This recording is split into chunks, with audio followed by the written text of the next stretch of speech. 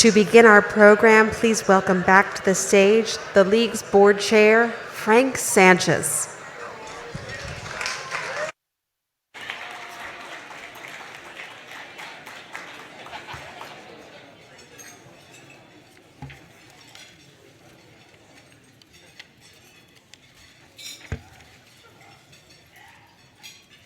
I'm back.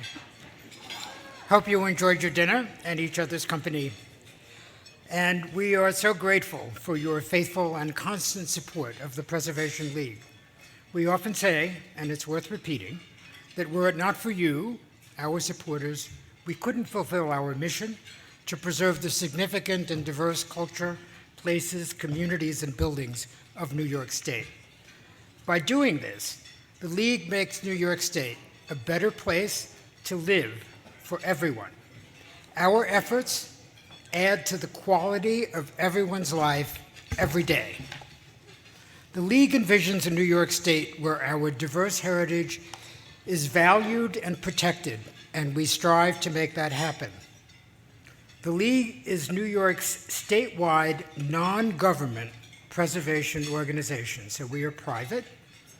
It is distinguished among other statewide, and every state has one, which is a remarkable thing, in being among the oldest and largest statewide in the United States.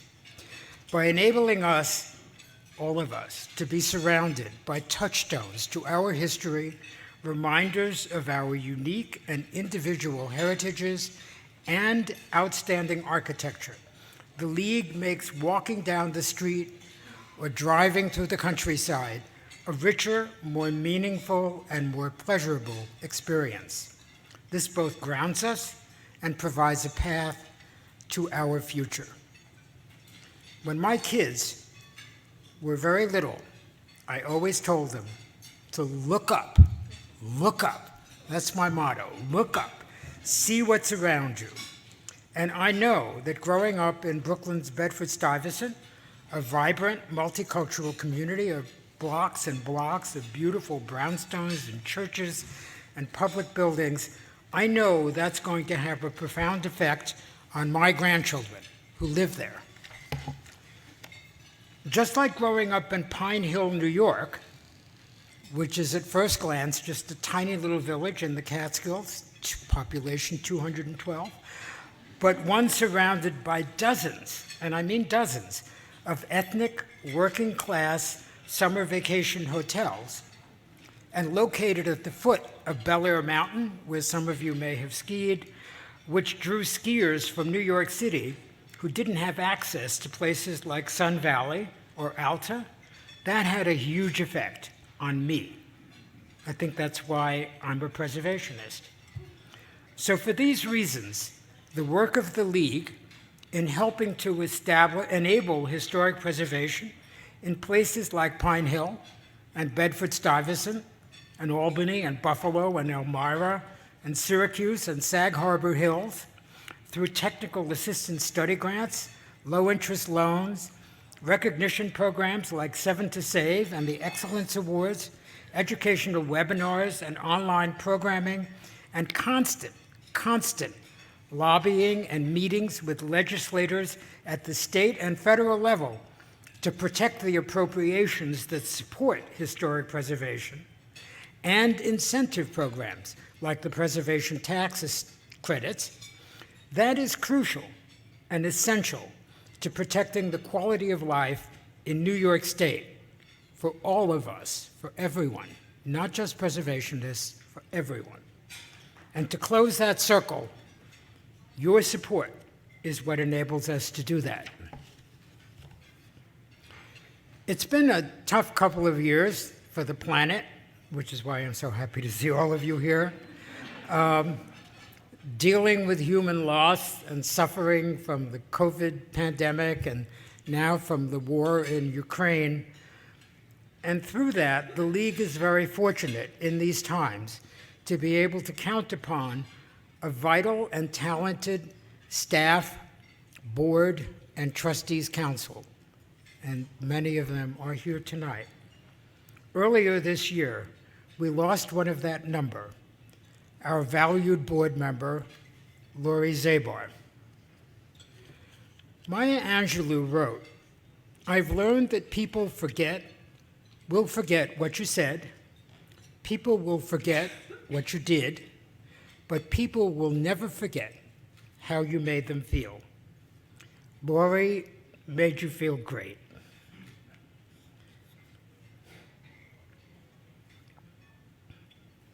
We will not forget her lovely, warm personality, her radiant smile, you can see it up there, nor will we forget her industry and determination on behalf of the League.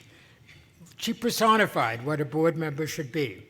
In her tenure at the League, which began in 2018, Lori served on numerous committees and since 2020 chaired the Governance Committee, which identifies, cultivates, and recruits new board members, which is an essential function for us and for any nonprofit organization. She also established the Zabar Family Scholarships, providing financial assistance on a competitive basis to 3 students in graduate preservation programs every year. And in a final act of generosity, Lori requested that donations be made to the League in lieu of flowers for her memorial service.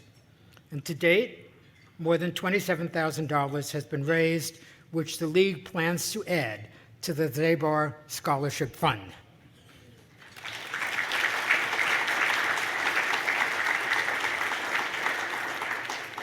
Her family is here with us tonight, I think not because they want to be, but because they knew that Lori would want them to be, and we're very happy for them to be here. And so for them, I ask Lori's living legacy to the League, 4 of the 7 board members she recruited, and 2 of the 9 Zabar scholars who have benefited from her thoughtfulness to rise. Please hold your applause until everyone has stood. We have Zabar scholars Emily Kahn and Ryan Zeke, they're over there. We have trustees Andrew Capitman, Patrick Ciccone, Caroline Passion, and Stephen Wilder. And you can see them here, and that is Lori's legacy to us. Thank you very much.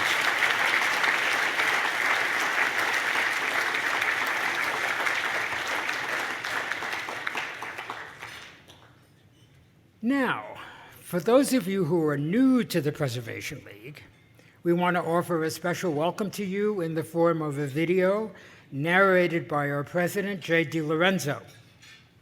He doesn't smile in this video, and I said, "Why didn't you smile?" Other than that, it's very good. I also want to offer a special thank you to the hosts who invited people who are new to the League this evening, and we thank you for doing that. We're very anxious for all of you who don't know about us to know more about our motivations and our work. So let's look at the video. For nearly 50 years, the Preservation League has worked with advocates across the state to promote preservation as a vital tool for economic development, community revitalization, sustainable growth, and to provide a bulwark against climate change. But there's another important truth about historic preservation. Historic preservation is about people and the stories historic places can tell us about their lives. That's one of the great things about preservation. In learning about historic buildings, neighborhoods, or meaningful places and landscapes, we learn a bit more about ourselves as New Yorkers. It is important to people to have a sense of place. Some of these stories we may already know. We feel that we have inspired and enabled a whole bunch of people who would never have otherwise thought to take on an old house. But others, stories of more marginalized or often overlooked people, some of us are only learning for the first time. So many stories of women and people of color have been erased, just sort of not on the record. Preserving the places that were important to them helps to guarantee them a place in our collective memory and can bring us closer together as New Yorkers. By walking back into an immersive space, they can see, they can hear, they can sometimes touch what it would have been like to live in that place. And that creates and promotes empathy, which we so sorely need today. We're very interested in the stories that buildings have to tell, in the history that buildings connect us to. But I'm way more interested in what buildings can do for the vitality of a community today and going forward. There are certainly other stories that need to be told in other communities, but that's really what we hope for the movement, that it will continue to broaden its focus and be a place where everybody feels comfortable. I also want to take a moment to recognize the importance of all of you, our friends, our colleagues, and our supporters, for everything that you have done to make the League's work possible, so that our past has a future. So our past has a future. So our past has a future. So our past has a future. So our past has a future.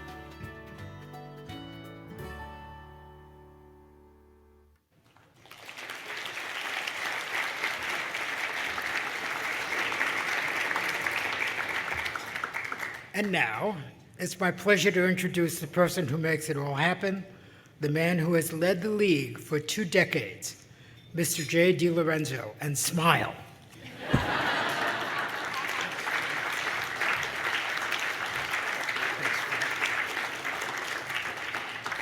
Wow, 2 decades. Now you know why I don't smile, right? Hello, everyone. The League presented our first Pillar of New York Award exactly 30 years ago. That was in 1992, when we honored the legacy and leadership of James Houghton and Corning Incorporated. Now, at that time, Mr. Houghton was the chairman and the chief executive officer of Corning Incorporated. He also served on the board of the Metropolitan Museum of Art, the Corning Museum of Glass, and the Morgan Library, among others. But it was his commitment to the restoration and the revitalization of his hometown of Corning, and his recognition of what the arts could do in that effort that really brought the Pillar of New York Award to him. Now, since that first Pillar Award 30 years ago, the League has continued the tradition of honoring individuals and organizations who are really role models for the field of historic preservation. Honorees who, in their own way, have worked to preserve New York's most important and diverse heritage with leadership, with determination, and certainly with creativity. And with this evening's awards, we are going to continue that tradition. But it'd be a mistake, I think, to say that the Preservation League and probably historic preservation on a larger scale is only focused on our traditions and our pasts.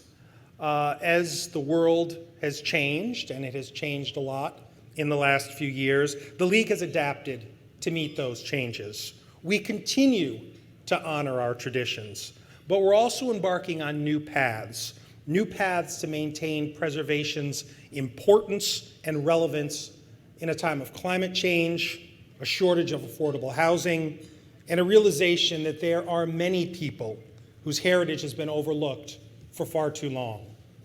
Preservation has a role to play in all of these challenges. As our climate warms, as our sea levels rise, reducing carbon through the rehabilitation of all types of buildings instead of demolishing and building new takes on even greater urgency.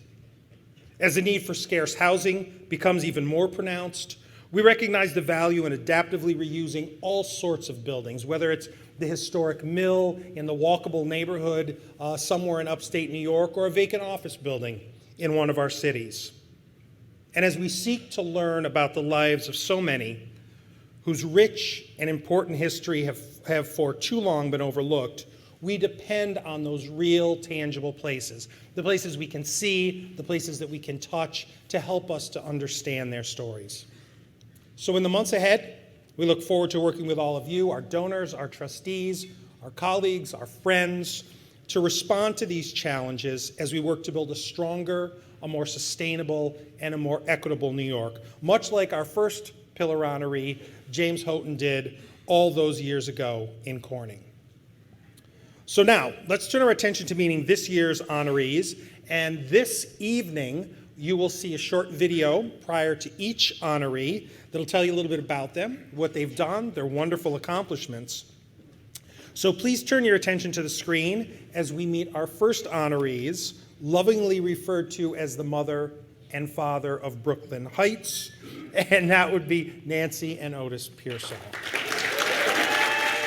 It is important to people to have a sense of place.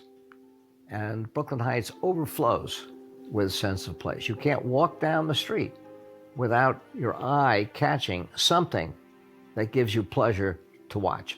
So I would say that the success of Brooklyn Heights exemplifies why it matters to landmark and to preserve.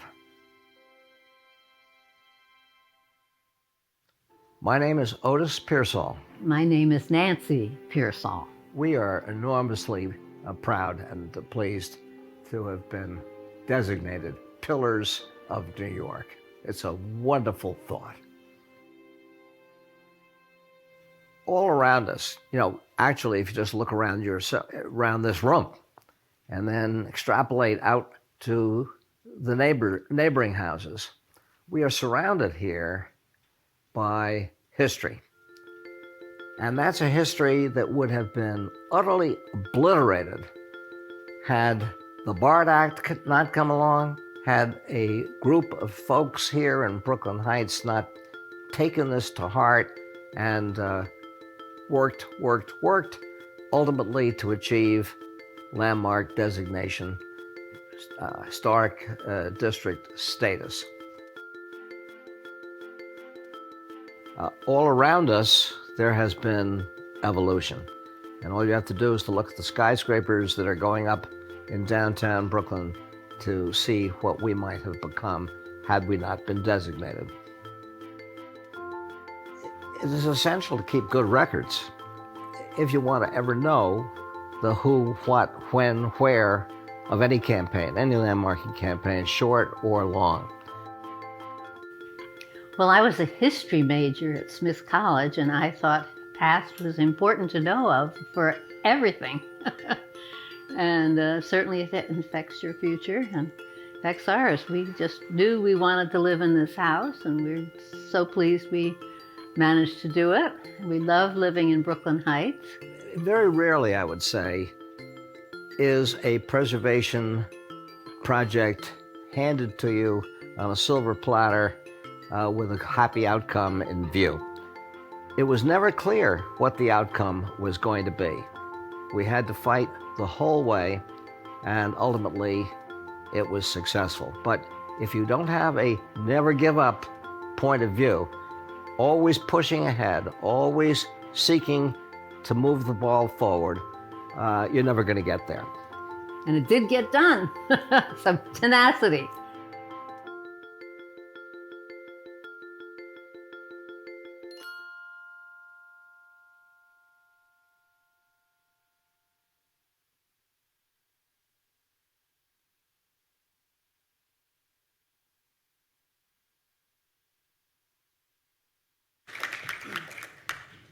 Hello, I have the enviable job of following Otis and Nancy. My name is Kent Barwick, and I'm a member of the Trustees Council.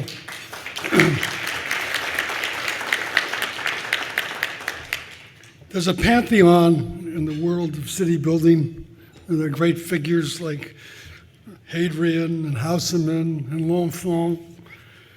And even now, pressing our noses against the glass windows here at the Rainbow Room, we can not miss the skyscrapers for whom we credit some of the local people in the Pantheon. Peter Cooper for the steel, Elisha Otis for the elevator, and Edison for the bright lights.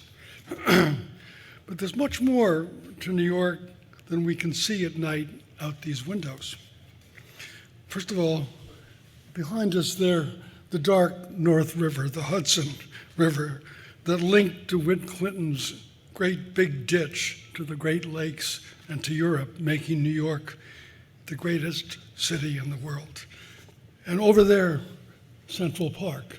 And over there, out of sight, not visible because of the skyscrapers, Prospect Park, part of Olmsted and Vaux's network of green linking the two great features of our landscape, the Atlantic and the Palisades. I dropped names like Cooper and DeWitt Clinton and Olmsted because I believe, despite their incorrigible modesty, that we are in the company tonight of two citizens to whom we are deeply indebted for shaping our city.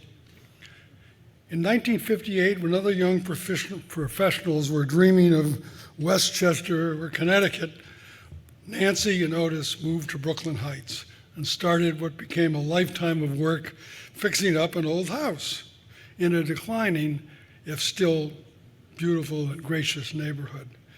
The Pearsalls weren't alone, and as other young people moved in, attracted by the beauty and the short commute, old-timers in Brooklyn could sense new energy in the streets. The Heights had dodged some terrible bullets in the post-war years, including a Bob Moses plan to run the BQE right through the district. But now the genteel old guard were running out of gas, just as developers were assembling sites in key Heights location. The future looked grim. What to do? A group of young Turks started meeting in the undercroft of the First Unitarian Church. The church's pastor, Dan McKinney, had marched with Martin Luther King and knew something about organizing. The group gave itself a fancy name, the Community Conservation and Improvement Council, KIC for short. KIC, as it was called, sounded good, but they didn't really have a concrete plan. Somebody contacted the National Trust, and the Trust responded, sending them the BARD Act from New York State and the text of law Boston had used to protect Beacon Hill. There they had it. KIC's idea to create a zoning district to protect the Heights gained steam. The local newspaper endorsed it and kept endorsing it. The local congressman, Hugh Carey, got behind it. The Venerable Municipal Art Society sent over a great team to check it out and to help, which included Henry Hope Reed, Alan Burnham, and Albert Bard himself, then 92. It was discovered that the eminent architectural historian Clay Lancaster lived in the Heights, and he immediately joined forces with the Pearsalls. Lancaster rushed to complete an authoritative book.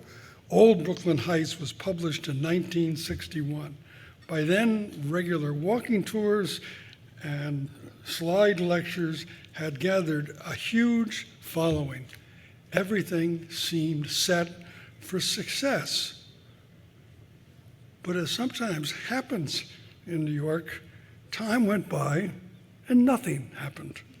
Turns out that the leadership of the City Planning Commission, James Felt, and the leadership of the Municipal Art Society, Harmon Goldstone, and the chair of the mayor's commission to study the possibility of a landmark law, Jeffrey Platt, were pushing for a landmarks law that could protect great individual works of architecture, like Penn Station, which was just in the process of being lost.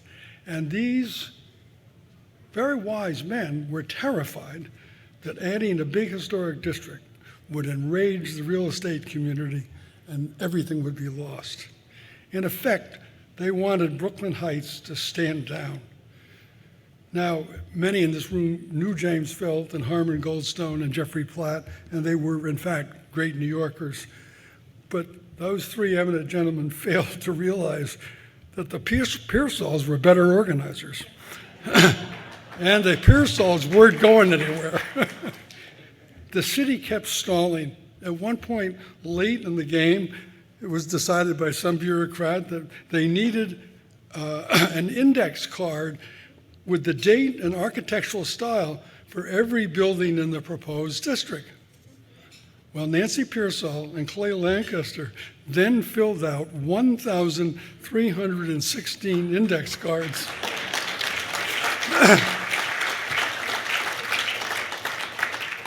And knowing Nancy handed them in with a smile, Now, in the end, New York got its landmarks law, its pioneering landmarks law, which happily stood up in the courts and saved structures like Grand Central. And the Pearsalls got the law to specifically include historic districts. At the time the landmarks law passed, everybody thought, well, there might be one or maybe two historic districts, probably Brooklyn Heights or Greenwich Village, but that would be it.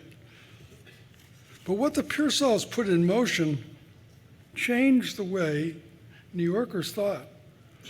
Today, there are 100 or over 150 historic districts in all 5 boroughs.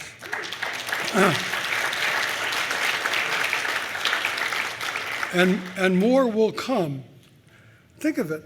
If you put together all the populations of these places together, sort of a conceptual Pearsallville, it would be rival many good-sized New York State cities. I think it would be bigger than Kingston or Binghamton or Poughkeepsie. But the genius of it is that they are not one place, but many different places. Each special, each loved, each worth fighting for. And for this magnificent accomplishment, this incredible tool that has given us so much, I hope you will stand and join me in thanking Otis and Nancy Pearsall.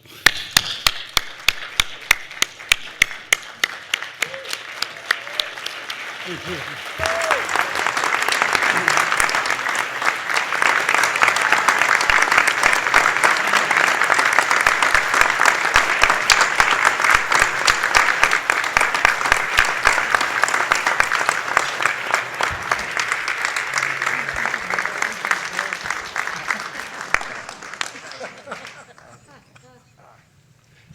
Well, I have a couple of words to say. You have a mic as well. I'm not the speaker I once was, so I have just written a few things. And it starts off, not surprisingly, thanking Frank. I didn't know that Kent was going to do this eulogy. But thanks to Frank, Jay, Betsy, entire Preservation League team for this really great honor and so handsomely presented. I have to say that Nancy and I are already entirely comfortable thinking of ourselves as pillars of New York. And we're especially appreciative of sharing this awesome title with Aurelia and the Finkelsteins.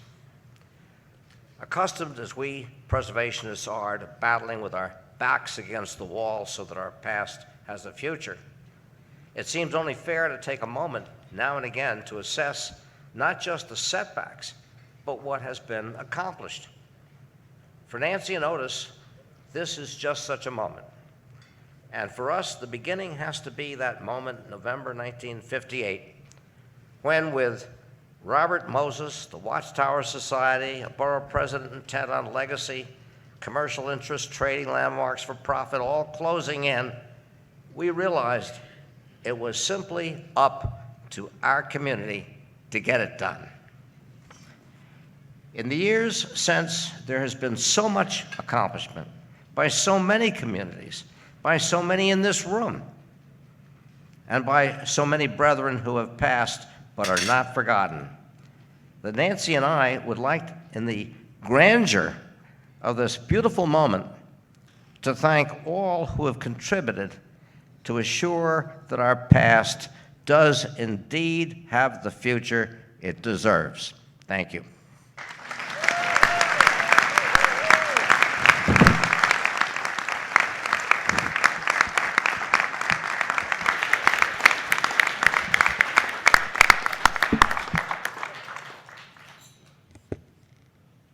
Nancy, do you have anything to say?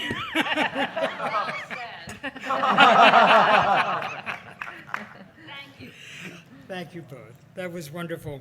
Well, now, why is this thing? Now, a moment you've been waiting for has arrived.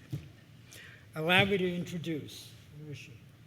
My longtime friend and colleague and former Preservation League Board Chair and newly elected Chair of the James Marston Fitch Charitable Foundation, Anne Venningen.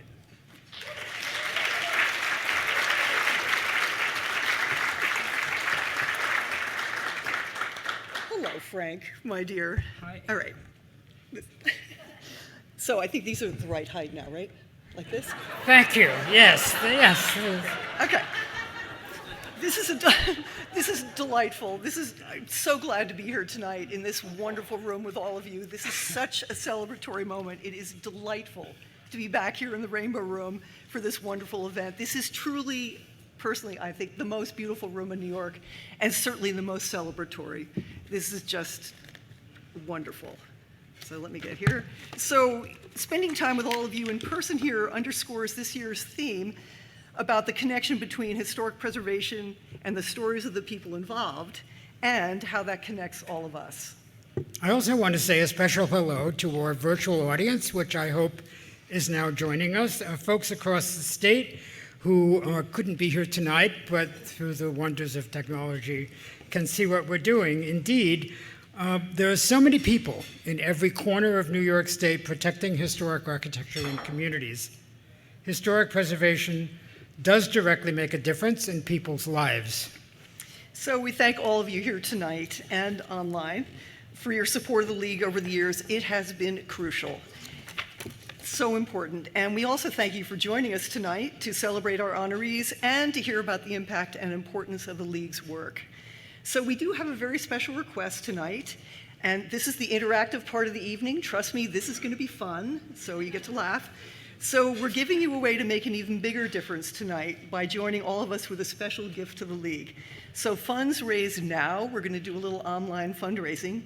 The funds we're going to raise tonight now are going to go specifically to our technical services program of the Preservation League, which is a wide range of services that we offer across the state, everything from advice on funding for preservation projects, capital funding, design funding, all of that, guidance on effective advocacy campaigns, which is so important, expert advice on community revitalization strategies, and so much more. This is the work that's really on the ground. This is what the Preservation League does across New York State. This is where the rubber hits the road. And this is really important work, and this is really where the League's impact reaches across the state. So I hope you'll join us in this activity. Yes. This is the time to give us money, and it's very easy to do.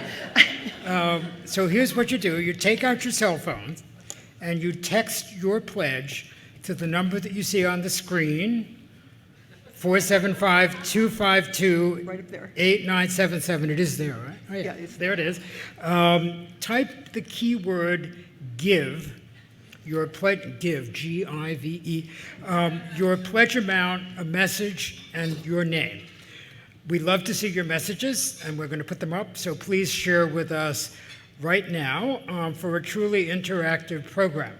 Then press send, and your message and gift will appear live on the screen.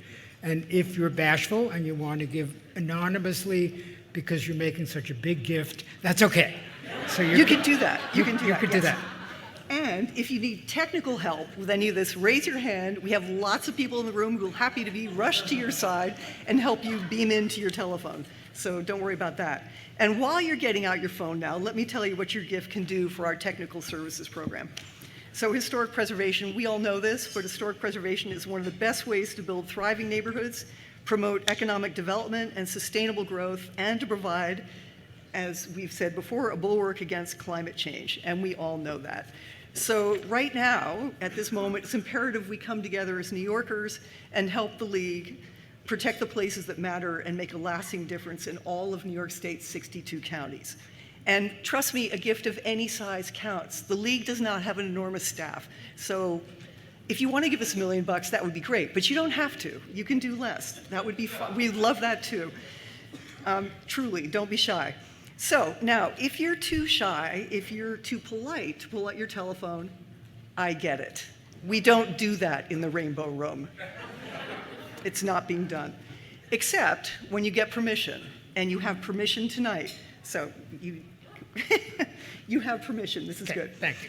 But if you're still hesitant about pulling out your phone, don't worry. You can still participate in the fund we're having tonight. There are cards on your table, and there are pens at your table, and you can just quietly write down your pledge, give us your information, and somebody later will come by and collect that piece of paper, and you can do a pledge without having to fuss with your phone.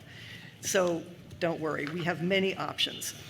So let's see. Do we have any pledgers coming in? We're going to start the fun. I can't see that. Oh, we do. There we go. Yes, you can. Janet Ross. How wonderful. That's a nice start. That's a very nice start. Thank you, Janet. Thank Janet you, couldn't come tonight. She couldn't come, but congratulates to the Preservation League 2022 honorees with gratitude for their life-enhancing spirit. Thank you, Janet. Very nice. Wonderful. You see another one? Oh, there's another. 250 Paul bucks Provost. from Paul It's Provost. your You turn know, to Paul read. Provost is a former chair of the Preservation League, and he could not be with us tonight, but it's delightful that he is sending us money instead. Thank you, Paul, wherever you are. Thank you very much, Paul. And here's another. Oh, Dick and Mary Maitino, how wonderful. Thank you so much. Longtime friends, Thank you, Dick and trustees Mary. from Syracuse, from upstate. Thank you so much. This is really wonderful. Another. Oh, my goodness. Oh, I think, why don't you read that one? Gregory and Stott. No other organization in New York State can accomplish what the League can do statewide. I believe that. Beautiful state, beautiful mission. Keep it up. Gregory and Scott. Thank you, Gregory Thank you and very Scott. much. Wonderful. Very nice. Oop, here's another one, Ann. That's for you. Oh, this is great. Another $2,500. This is, wow, it's raining cash. This is We're great. racking here. It's with great pleasure and conviction that I support the vital work of the League to preserve the cultural history of the great state of New York from our friend Jan Anderson. Jan Wonderful. Anderson, a board member for many years. Oh. $1,000. Tanya and Brad, thank you. Thank you very much. Congratulations to And these they're sitting inspirational just over honorees, there. Tanya Thank you. Verbitsky and Brad Edmondson. Thank you, Tanya. Thank you very much. That's what we need. 25 bucks to the amazing. Oh, this is staff. great. Thank you very much. Preservation League, Wonderful. Anonymous. Don't be afraid to put your name up on those $25 gifts, even 10. All right, what else is coming up on the list? Oh, wonderful, Cynthia Wainwright. Wainwright. Cynthia Wainwright, a Thank faithful you board very member much. forever. Go ahead, Ann.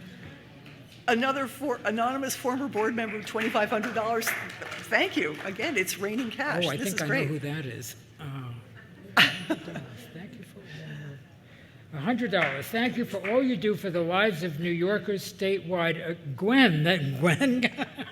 Thank you, Gwen. Gwen is producing this tonight for us. Thank you. Fine.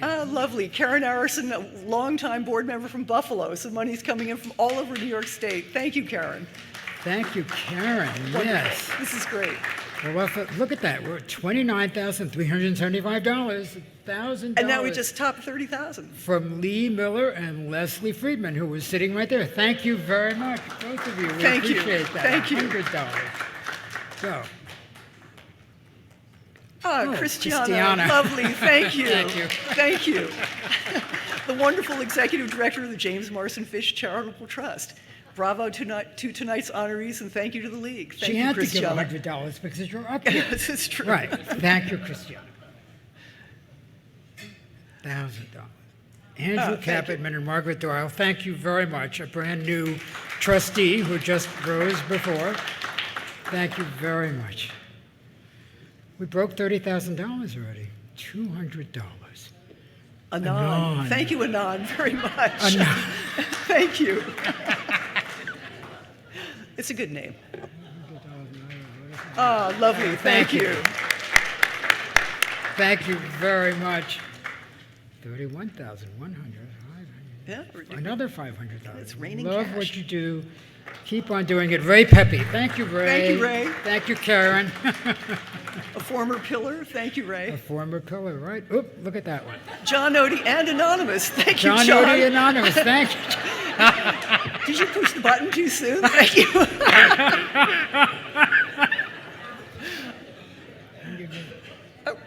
Tanya, you already gave. You're giving again? Oh my goodness, it's nice to see you so inspired. Thank you.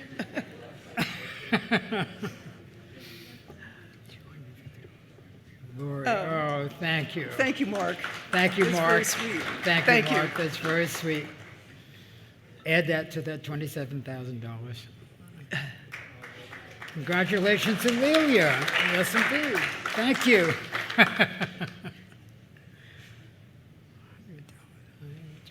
IHO, in honor of IHO. Oh, thank you, Tara. Otis and Nancy, and Ethan and Elizabeth. Oh. IHO, I think that's texting. I Is think it? that's what, yeah, in honor of. What do I know? Thank you and congratulations to our honorees. Betsy, thank you, Betsy. That Thank must be you. Betsy Graham. Thank you very much. Thank you very much. $1,500. Design and preserve New York State.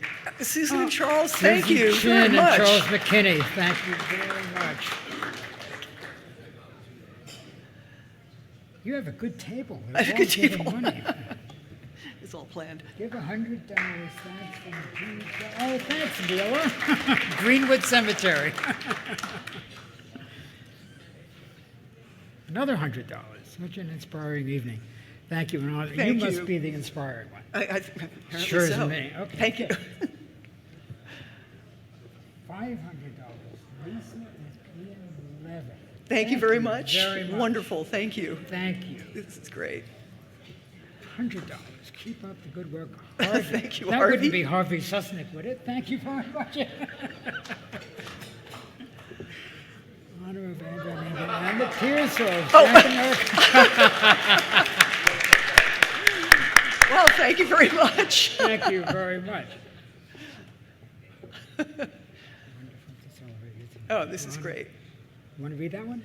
That's long. You read it. No, everybody can read. Thank you all Okay. very much. Thank you, Anonymous. Another Thank you, Anon, thank you. Anonymous. This is great. It's a real testament to the Preservation League. Thank you. Give 100. Greenwood is so proud of Nancy. Ah, and wonderful. Otis Pearsall. Sarah and Yara. Thank you, Lisa, Greenwood everyone is Cemetery. giving. Thank you, you. Greenwood. Oh, this is great. Simeon. Thank you, Simeon. Thank you very much. Very much. Longtime friend, thank you. That's the one. Preserve Yes, the word. let's Kimberly indeed. Helen. Thank you Thank very you much, for- Kimberly. Thank you. Wow. Go get it. Yes, Sarah and Angel. Thank you. Thank you You know, very this much. is really making a big difference. This money will make a big difference to technical services. We can do seminars with it. We can do webinars with it. We can do all sorts of stuff with this, which is our mission. And this is, look, we've almost got $40,000 for this. This is just wonderful. Yeah, this is great. Thank you. Thank you. Amazing Thank amount, you. Imani. Thank you. She's right here. Thank you, Imani. $500. Congratulations, Nancy and Otis Anonymous. I bet Anonymous is over there somewhere. Thank you. Anonymous is very generous. Thank you. $300. Congratulations to Aurelia, Meg, and Susan. Thank you very much. $250. Otis and Nancy, eternal gratitude. Bravo. And you heard all the reasons why. Give chairs to our wonderful honorees, $100 anonymous. Thank you. We like that. And give $1,000. So happy to witness such great good work by the honorees. Thank you. Thank you. Peggy. That's very kind of you. $300. Thank you for inspiring you. Oh, Elizabeth. Gosen. Hi, Elizabeth. Thank you. Our colleague at MAS. Thank you, Elizabeth. Yes. Oh. Wes Haynes. Who's that? My husband. Thank you, Wes. 700. Thank you, Lee Miller and Leslie Friedman. Thank you, David. Thank you. Thank you, both of you. Thank you. David Stussman and John Lamb. Thank you. Wonderful.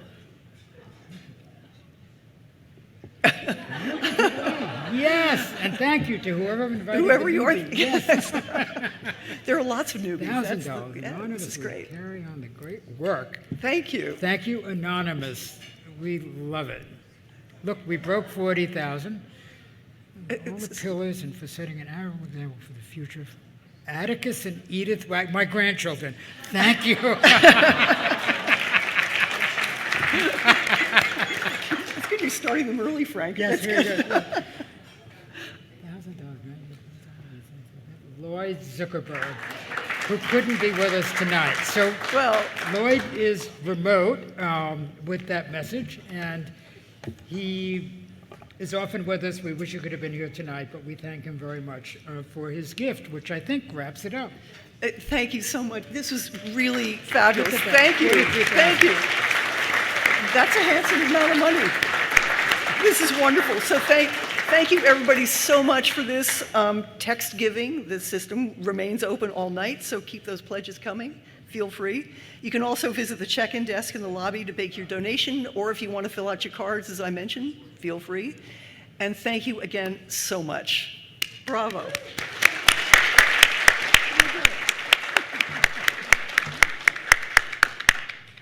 Well, that was fun. And very, very helpful. So now, back to our program, and our next Pillar Award to Elizabeth and Ethan Finkelstein. The Finkelsteins, yes.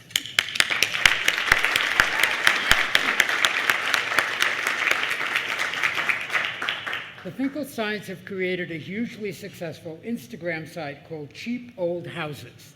And now we're going to learn more about that from this video.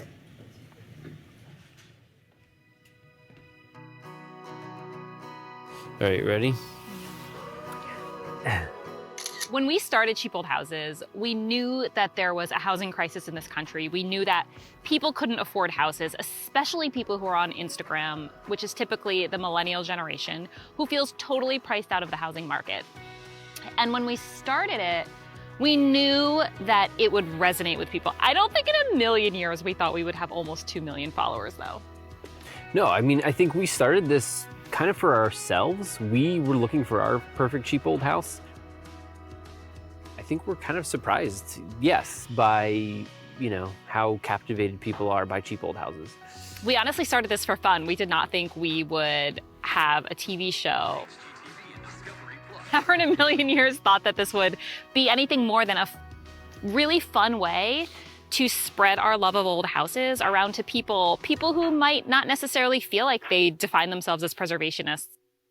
This house that we're standing in front of, we were one of 2 people bidding on the house, and it was going to be demolished by the other people who were going to buy it. And we really wanted this house, and we underbid them. We actually weren't even the best offer on the table, but they knew that we really wanted to take on this project and that we were going to save the house, and that's why we ended up with the house. I mean, I love you, but I don't think we've loved anything more than this house. Well, and right now it's a little bit of a new build, but it's going to be all the old siding, all the old windows, everything's going back. It's just all the paint's getting taken off. Once we walked in and we could see that there had been a center hall here, just a light bulb went off in our heads, and suddenly the entire house made sense again. We could see the symmetry, we could see the original intention. It's no great mystery. A lot of houses at certain times in their lives looked very similar, and we have a lot of examples of this kind of house in our immediate area that we can look at and take cues from. This is the glamorous B-roll. Ooh. Let's take out some mud wasps. What's so cool that Everett, our son, is going to be able to see is us literally picking this house back up and rebuilding it, and it's going to take us a few years. He says he's 7 now, but when we started the project he was 6, and he's like, oh, I'll be about 9 years old when it's done. And it's really cute to see him know that nothing in life is taken easy. You have to put a lot of hard work and time into anything that you do. I think that he is the next generation of preservation, and we want him to grow up with a love of old houses like we have.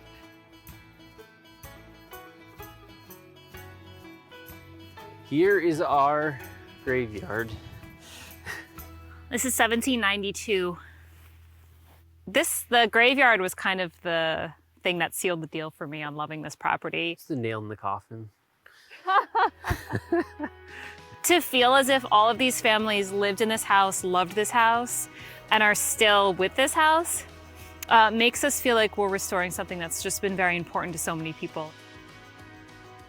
You know, we feel that we've inspired and enabled a whole bunch of people who would never have otherwise thought to take on an old house to go ahead and get out there and do it. You don't need to know everything when you start one of these projects. You don't need to know what everything is called. You don't need to have a degree in preservation to save an old house. There are old houses all over this country that need saving, and we just feel so happy that we've inspired so many people to just get out there and start doing it.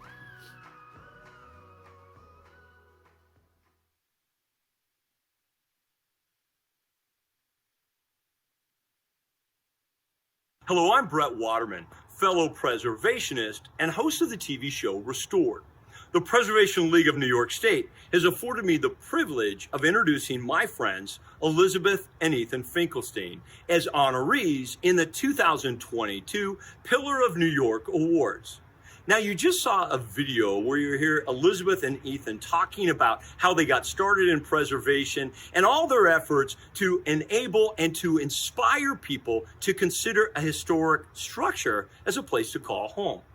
But I believe they're doing so much more than that. They're raising awareness not only of these historic structures, but of the communities where these places sit. And they're helping people understand the magic of living in a historic property and what it does for you personally, your family, and the community that you are investing your time in. And they're helping save these properties so that future generations can also understand that same magic.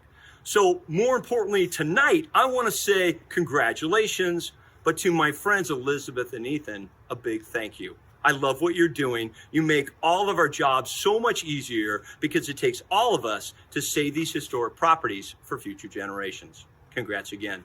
Thanks.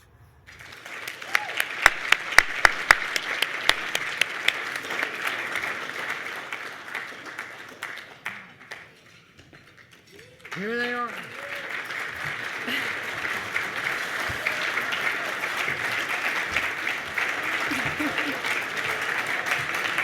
Thank you, guys.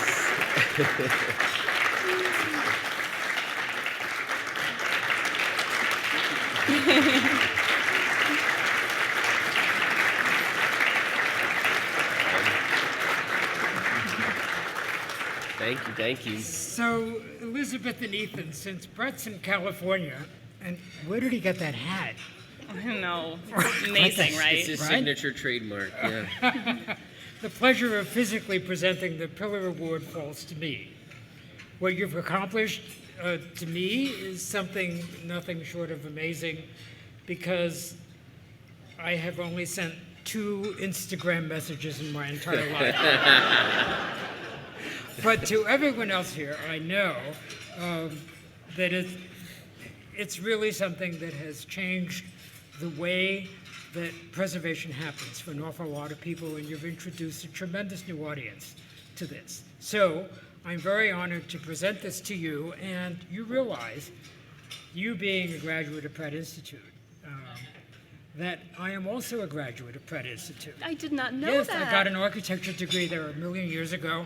And so it's from one Pratt person to another, and you too, Ethan. I feel like I have the same graduate degree from Pratt. An honorary degree.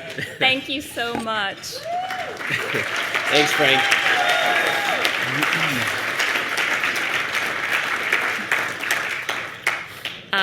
Wow, this is incredibly humbling. It feels amazing to be here, especially in the company of tonight's other awardees who are truly icons in the world of preservation. So thank you to the League for allowing us to share this stage with them.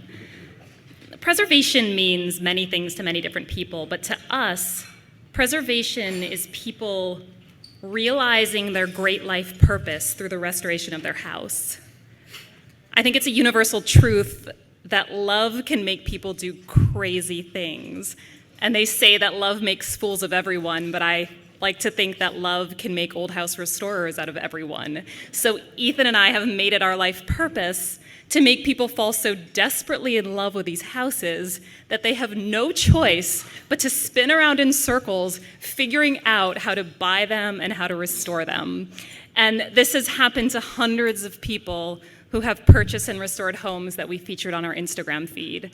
And just the other day, we heard from somebody who quit her job, moved 2 states away, is now working in a town she's never been to with a remote job to restore an Art Deco schoolhouse that she saw on our Instagram feed. And that is what love will do to you. So it feels very, very, very good.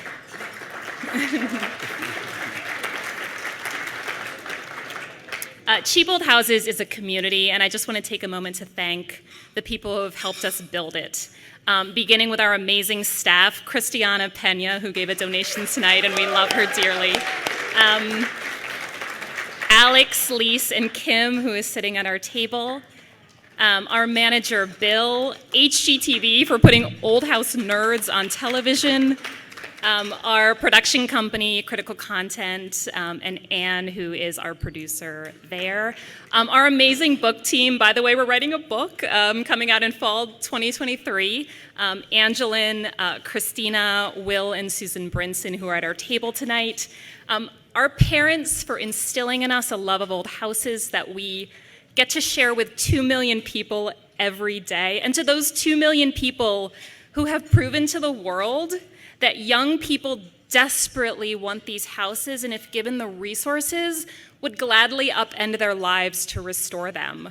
And I also finally want to thank Brad and Daniel and Reagan, who are sitting at our table tonight, who are shining examples of cheap old house owners who are not only restoring their own houses, but have actually gone deeper into their communities to help other people do the same. And last but not least, I want to thank the Preservation League of New York State for actually giving people tangible resources to get on the ground and restore these houses. And because of you, we are so excited about the future of preservation, and we thank you so much.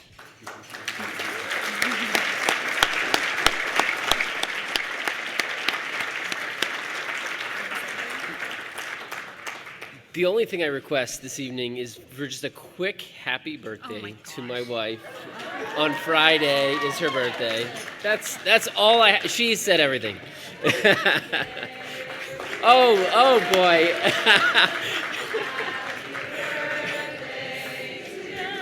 I didn't expect this. I didn't ask for this.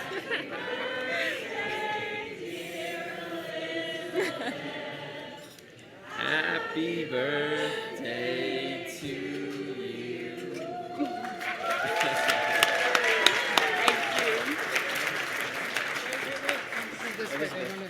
Come back over here. A photo. Thank you.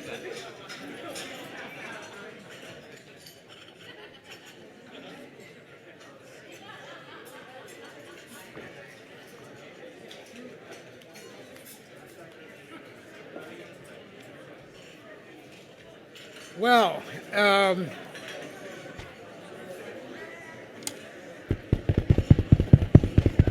hello, everyone.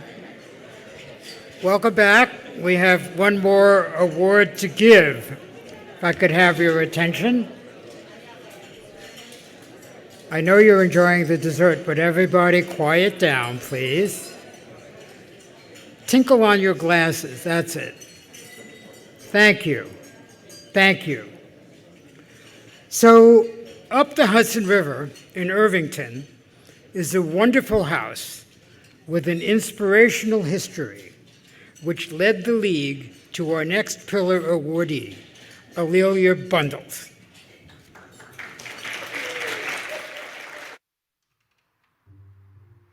Well, I am so thrilled every time I walk in the door here.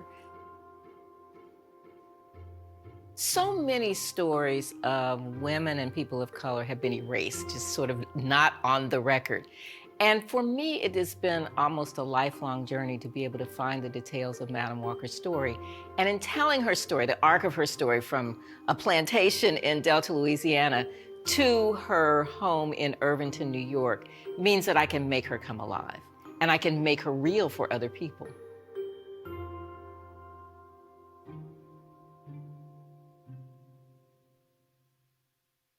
So this is Madam C.J. Walker in about 1913. Madam C.J. Walker's wonderful hair grower. And pretty amazingly, she put her own image on her package. Very rare for a Black woman to be on advertising at the time. I'm really fortunate that as Madam Walker's great-great-granddaughter and biographer, I've done so much research. And for me, being able to tell her story makes her come alive. It places her through this journey of her life. And when we finally arrive at Villa Lewaro, there's a whole backstory that I think makes it even more interesting. This is the 1924 convention of Madam Walker's sales agents. And I love it because it shows several hundred women arrayed around the balcony of the house. And this was Madam Walker's goal, to inspire women. These are women who had been washerwomen and maids and cooks and sharecroppers who now had their own businesses, who were educating their children, buying homes. But it is very much what Rich is doing now, inspiring women, empowering women. And that is the same goal that Madam Walker had. It's one thing to revive the Madam Walker hair care line. It's another thing to make a commitment to a house. I don't know of another place on earth that memorializes entrepreneurship for Black people, right? Especially for Black women. And this is a beacon to that. And now that it is being preserved and will eventually be opened, it's really to encourage women entrepreneurs. It's so important to me that Villa Lewaro is preserved, that it is a place that really reflects Madam Walker's original intention, that it be an inspiration to other people. As a preservationist and as an architect who knows these old buildings, what does it mean to have this house? This is a thrill because it's, Madam Walker. And it's also a thrill because you're the guide and the repository of, kind of the history. We have nothing really from the architect. So this is when the house is under construction, and must be the spring of 1918. So that photograph here of the building under construction tells us something, that we can see the manipulations on the site. I am especially grateful to people like you and Rich and others who are taking it to another level and who are making sure that it's still going to be around 100 years from now and 200 years from now. You can preserve a slave shack, and that has so much resonance and so much meaning for telling the stories of people. You can preserve a tenement, and it tells another story. And you can preserve a mansion, and that tells another story. But all of those stories together make up the fabric of America.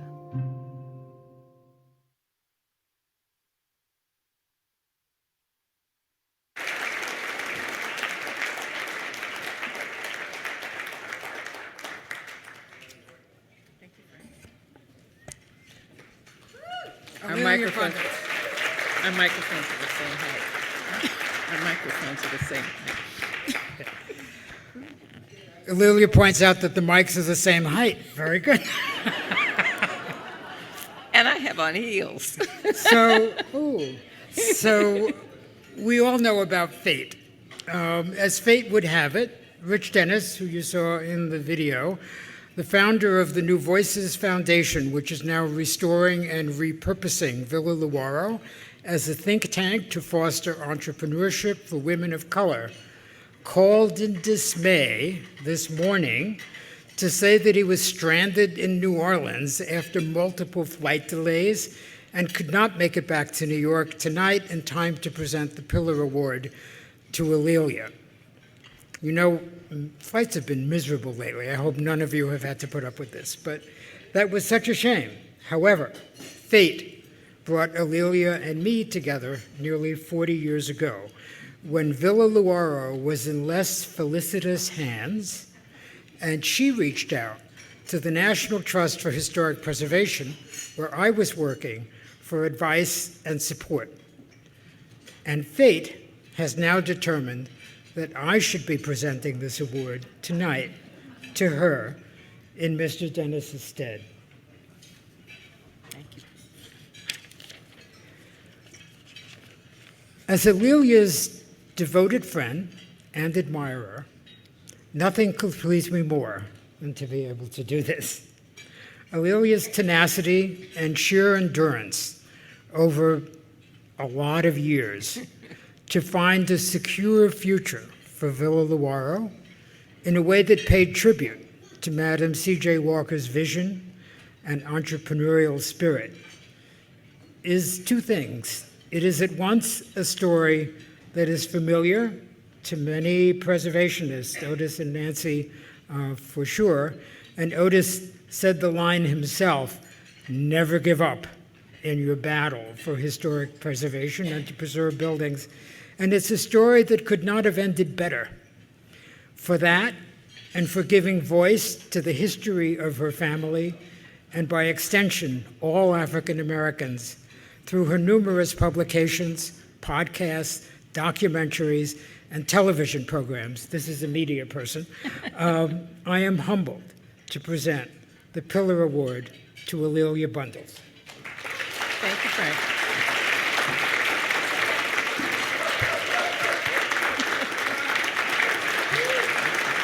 Are we supposed to close for the? No. Okay. I don't know what the jar is. Okay.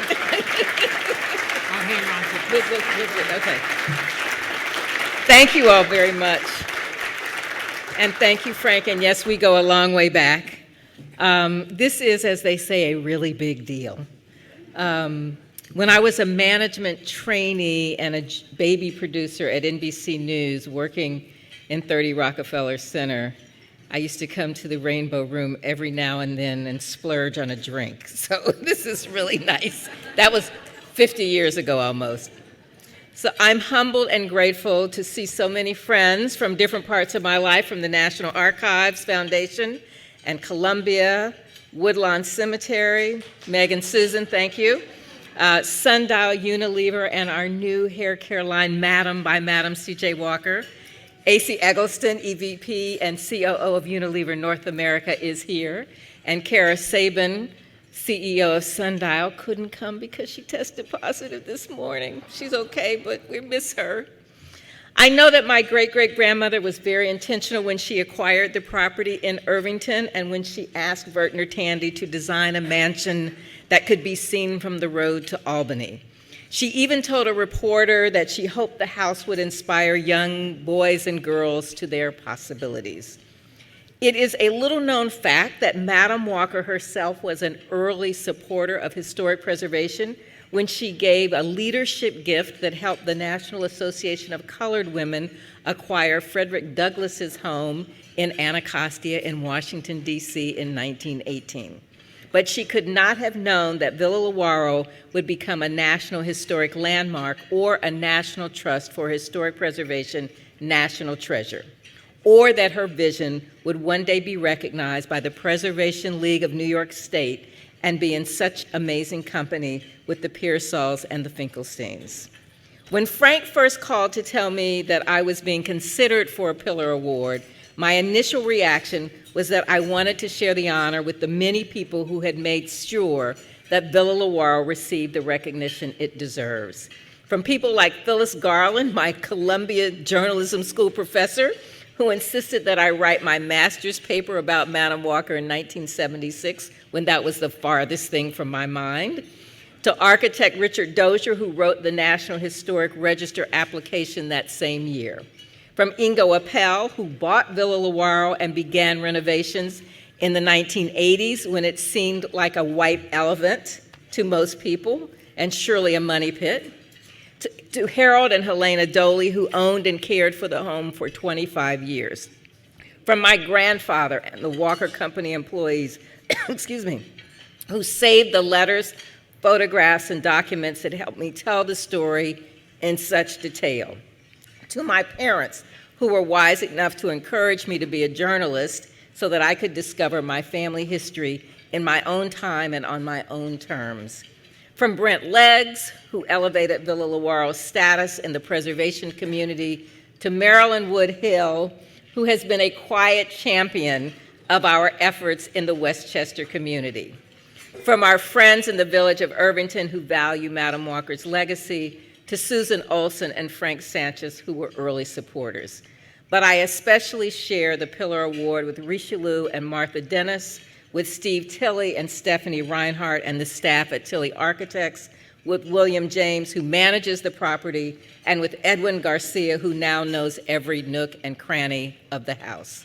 Thank you very, very much for helping us tell the story of historic preservation, entrepreneurship, philanthropy, and women's empowerment so that others will understand its significance. Thank you.